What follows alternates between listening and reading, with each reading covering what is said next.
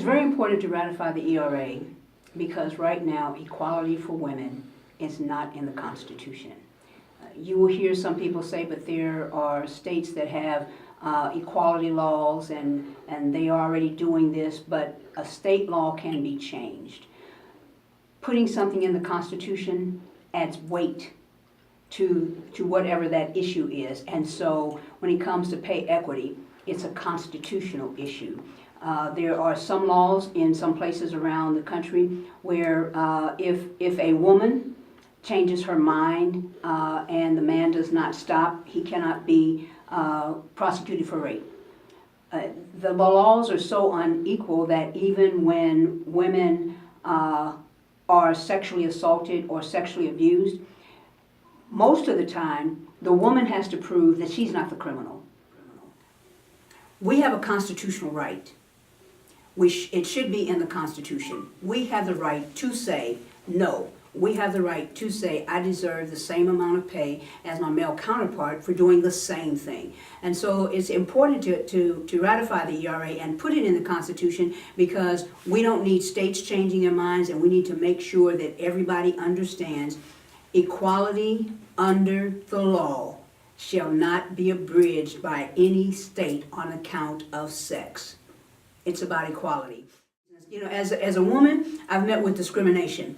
When I went into the service, I was commissioned, I went into the service, and there were some men who didn't think that women should be there. And they did everything that they could to make sure that, you know, it was like a one and done. You're not going to finish officer basic, or then you're not going to get promoted, or then you're not going to get. So every time there was a promotion, every time there was an opportunity, there were always some men who felt like it was not right for a woman to be. And you know what? Here's the crazy thing. Some women felt that way as well. You know, some women felt that, you know, there is a place for us and you have to stay in your place. I am a member of the LGBTQ community, and so I've met with discrimination there. So when you start talking about why am I fighting for the ERA? Because my whole life, all I wanted was to be treated equally. I don't have to be treated better, but I do need to be treated equally. That's why it's important.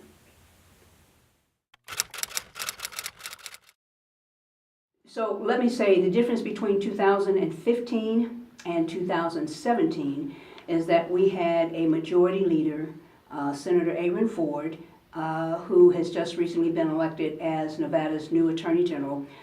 Senator Ford was committed to equality, and he said on the very first day of session, this session we will ratify the ERA. So he put everybody on notice, this is what we're getting ready to do. This session we will pass a bill for pay equity. So the first thing you have to have a leader that believes in equality.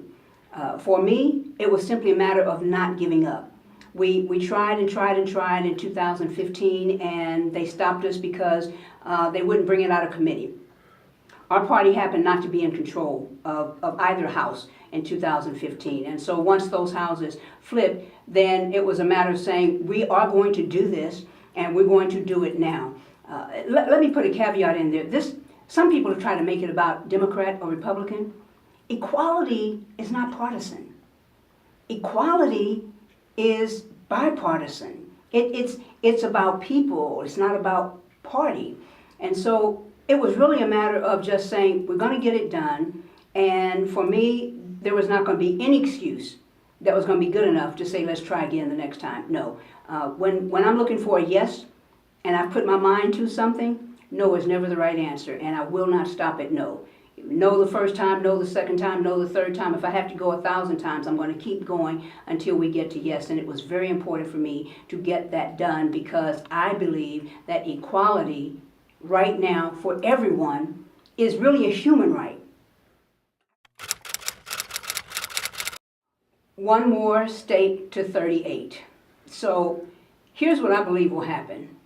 We have Arizona, we have Georgia, we have Virginia, and North Carolina. All four of those states have an opportunity to become 38. I believe that once we get to 38, there's going to be dancing in the streets. I believe that somewhere in the universe, angels are going to be singing the Hallelujah chorus. I think that there are four parents who paid such a precious price to get us here, I believe that they will be smiling. I think that once we get there, I know that the tenor and the tone when we start talking about respect for people just because they are people, I really think that that will change, and I think that, and I know that if it does not, now women have an opportunity to demand it because it will be our constitutional right. So, you know, one of the reasons that I wear my Army retirement pin when I go to speak about the ERA is because I know that there are still some false innuendos about women serving in the military. There are still some false innuendos about women in combat.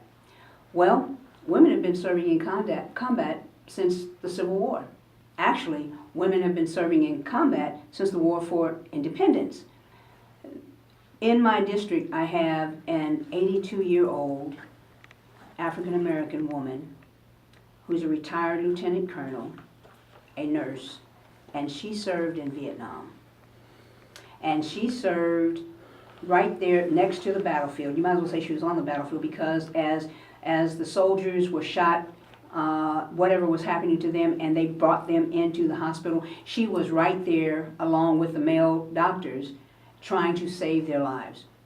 And she was talking to me about it. She said, some, they were successful, and then there were some that they were not. But she said, when I hear people say they don't want women in combat, I think, too late. So we're already there. There are people that, talk about, well, this will mean that, anybody can use a bathroom. I think that that's a capricious argument because right now when you go into the restroom, how do you know who's in there? I mean, legally, there's no way to see. There have been some who have said, well, what this will mean is that women won't have the right to Social Security and retirement from their husband.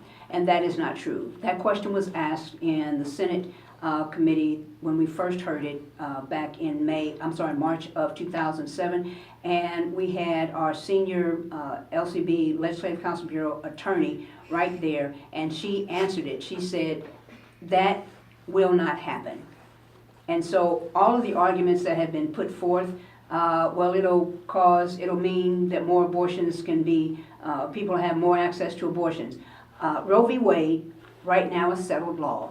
And so that doesn't stand the test of time.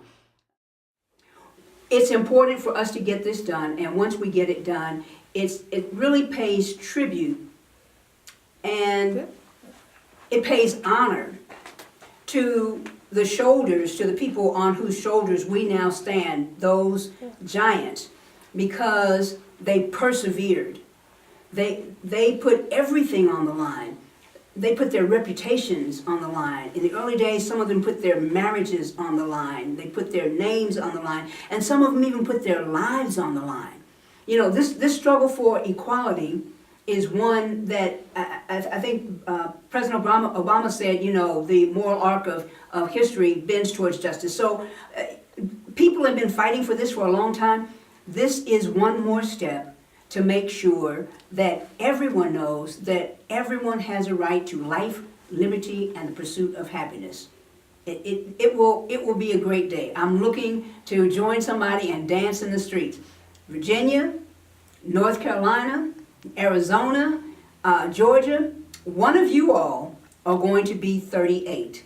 It's just a question of how committed will your leadership in your legislative houses, how committed will those leaders be to equality? This is one of those pieces of legislation that 25, 50 years from now, people are going to go back and they're going to be studying. And they're going to say, how did they do it? Why did it take so long? I was recently looking at the legislation that formed NASA. Congress had to appropriate the money for that. President Kennedy said, before the end of this decade, we will make it to the moon. Well, Congress had to appropriate that. And I looked at that, and it passed the House, it passed the Senate, but when it got to the House, it was, I want to say it was 349 something to maybe 50. At any rate, what happened was you had the majority of the people saying yes, but there were 59 people who said no. That happened in May of 1961. That vote was taken in May of 1961. In July of 1969, we saw a man land on the moon, and when he got out of that spaceship, he said, "One small step for man, one giant step for mankind." You had 59 people who voted against funding that. Forever in history, people will be asking, why did they do that? What? It should have been clear. I believe that forever in history, those who decide to vote against ratification, their children, their children's children, their children's grandchildren, they will all be asking the question, why did you vote against this? The same reason why we have, people today who look back and say, well, why was the Emancipation Proclamation even necessary? I mean, wasn't it clear to everybody that slavery was wrong? It's not about, ethnicity, because there are people in all walks of life that are saying the same thing. How in the world do you put people in slavery? And so for the people today, many people, it was a no-brainer. I believe that ratifying the ERA in this next state and all the other states that will follow, this is legacy legislation. History will record whether you were right or whether you were not correct. Something to think about. So, ratifying the ERA is very personal because there have been times in my life that have been punctuated by discrimination, and those acts against me have been seared in my memory. And that pain now promotes my passion for equality everywhere. You ask, why is it important to me? It's important to me because, all my life, almost every part of me, I've met with discrimination. I've met with, step back. I've met with it's not your turn. As an African American, I had to fight through that. I was a child when the Civil Rights Movement was going on, but I remember that. I remember my mother getting so angry with me because I was getting ready to drink out of a water fountain that had the sign over it for whites only. And my mother grabbed me in the back of my collar and said, "What are you trying to do? Are you trying to get killed?" I couldn't understand why she was so upset. I'm just getting a drink of water. She said, "You can't drink out of this one. You have to drink out of that one." And I don't want to drink out of that one because I saw a man spit in it. And she said, "You're in the South now. Okay, and so when you see that sign, whites only, you cannot go there, you cannot drink there, you cannot sit there. When you have to go to the one that says colored." Okay, that stuck with me, and there was something that didn't feel good about that. And my mother was so excited or so angry and anxious because this was only a few years after Emmett Till, the young boy who was killed, I believe it was in Mississippi, and she just did not want me to get killed. I'm also an ordained minister, and I have been preaching since I was very, very young. As a matter of fact, I preached my first sermon when I was 6 years old in Aliquippa, Pennsylvania. And I know that as a clergy woman, even as I grew up and got older and older, and I was a seasoned ordained minister, I still face discrimination from men in the church, and also some women in the church who felt like women shouldn't be in the pulpit, and who made it clear to me that they did not want me in their pulpit. They would invite me to preach, or in their words, they would invite me to speak in their church, but they would deliberately move the podium that was, the speaking podium that was up in, on the pulpit. They would wait just before it was time for me to get up and speak, and they would move it down to the floor. They didn't move it before everybody got in. They didn't move it. They moved it deliberately to let people know this right here means that she is not worthy or welcome in the pulpit. And so I faced discrimination there. Faced discrimination as a member of the LGBTQ community. I served my entire military career in the closet because we were deemed not worthy to, to be there.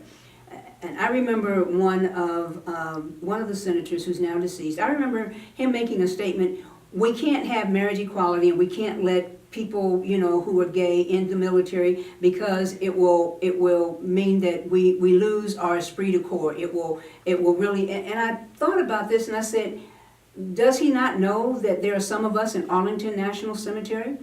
Does he not know that there are some of us in Walter Reed who have lost limbs?